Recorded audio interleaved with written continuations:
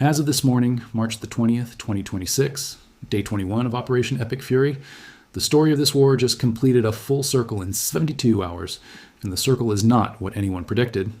4 days ago, the President of the United States was publicly demanding that 7 allied nations send warships to the Strait of Hormuz. He posted on Truth Social.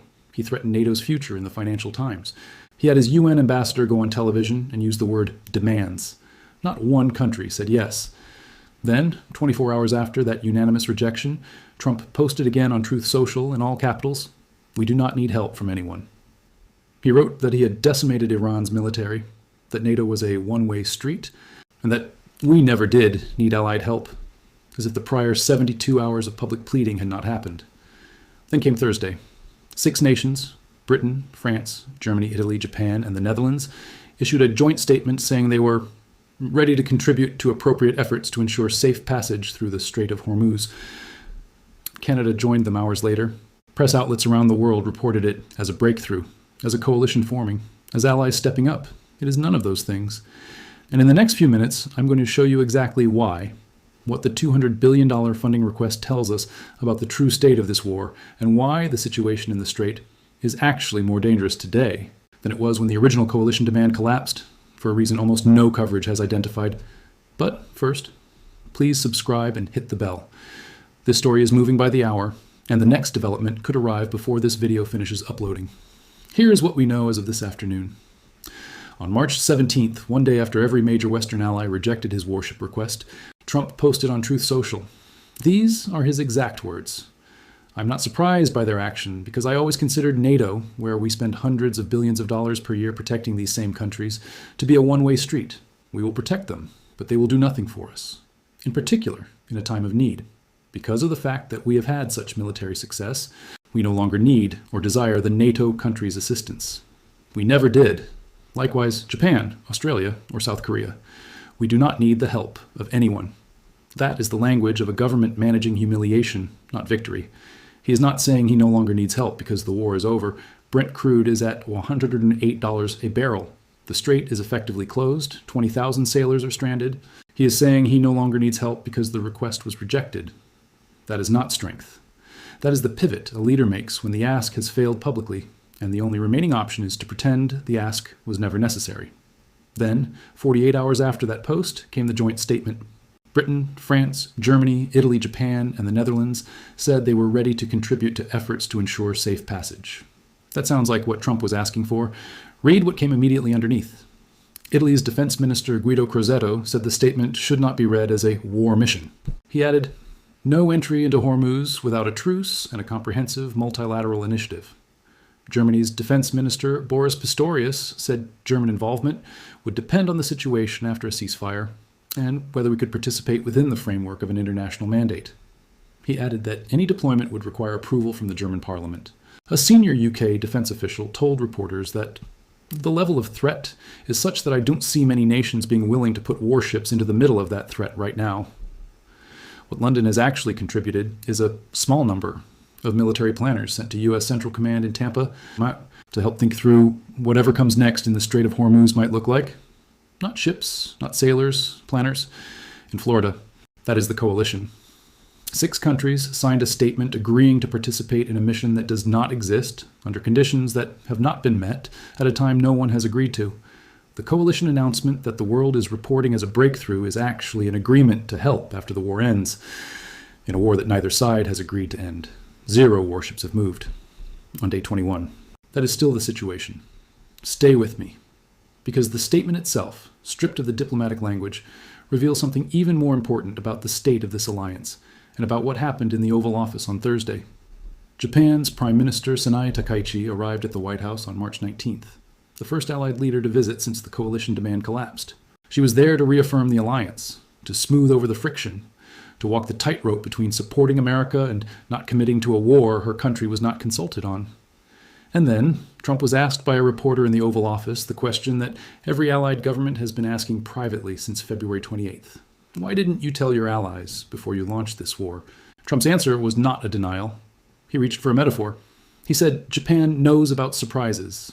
He was comparing the U.S. strikes on Iran, a war he launched unilaterally without consulting a single NATO partner, without informing Japan, Australia, Canada, or any European ally, to Pearl Harbor, an unprovoked surprise attack. He said it, in the Oval Office, in front of the Japanese Prime Minister. Takaichi did not walk out. She smiled. That is not diplomacy. That is what a leader does when she needs the relationship more than she needs the apology. And every European foreign ministry watching that exchange understood what it meant. There is no consultation coming. There was never going to be consultation. The Pearl Harbor comparison was not a gaffe. It was the honest answer to the question every ally has been asking for 3 weeks. Canada's foreign minister has already said it plainly. Canada was not consulted before the war began, not warned, not briefed, not asked. The world's second largest country by landmass, sharing 80,191 kilometers of border with the United States, found out the same way everyone else did when the bombs started falling. That is the structural explanation for every refusal, every hedge statement, and every post-ceasefire condition in the joint declaration. You do not send ships into a shooting war, started by a partner who compared launching it to Pearl Harbor. Now we need to talk about the money. Because the financial picture of this war is being dramatically underreported, and it connects directly to the coalition of failure in ways no one is drawing clearly. The Pentagon told Congress in a closed-door briefing that the first 6 days of Operation Epic Fury cost $11.3 billion. Senator Chris Coons, who attended that briefing, walked out and told reporters, "I expect that the current total operating number is significantly above that." When you do the arithmetic, 6 days at $11.3 billion is approximately $1.9 billion per day, day 21 today. That puts the rough operating cost of this war at somewhere north of $40 billion, before Congress has approved a single dollar of supplemental funding. And this week, the Pentagon sent the White House a formal request for more than $200 billion from Congress to fund the full conflict. Defense Secretary Pete Hegseth stood at a podium on Thursday and defended that number by saying, and this is his direct quote, "It takes money to kill bad guys." That sentence deserves a moment. 3 weeks into a war that was supposed to last 4 days. A $200 billion funding request that has not been approved. A burn rate of roughly $1.9 billion per day. A strait that is still effectively closed. And the best justification the Secretary of Defense can offer to the American public is, it takes money to kill bad guys. Republican lawmakers, according to Politico, are in no rush to approve additional funds. The war is burning through the Pentagon's budget at nearly $1 billion a day, and the people who control the checkbook are not moving. That is not a funding crisis that is 3 weeks away. That is a funding crisis that is already here, and here is the connection no one is making. Every allied government that refused to send ships also refused to contribute financially. The joint statement contains no cost-sharing commitment, no burden-sharing formula, no pledge of resources. 6 nations agreed in writing to help after the war, a war that is currently costing $1.9 billion per day of American taxpayer money, and none of them offered to pay for a single day of it. The coalition is not just logistically hollow, it is financially hollow too. Now for the part that has changed most significantly since 4 days ago, and the part that most coverage is still missing. In the original version of this story, the working model was that Iran was running a selective blockade, letting through ships from countries willing to negotiate bilaterally while blocking U.S. and allied vessels. That framing suggested Tehran had a strategic logic, a calculated sorting mechanism, a diplomatic tool it was operating with precision.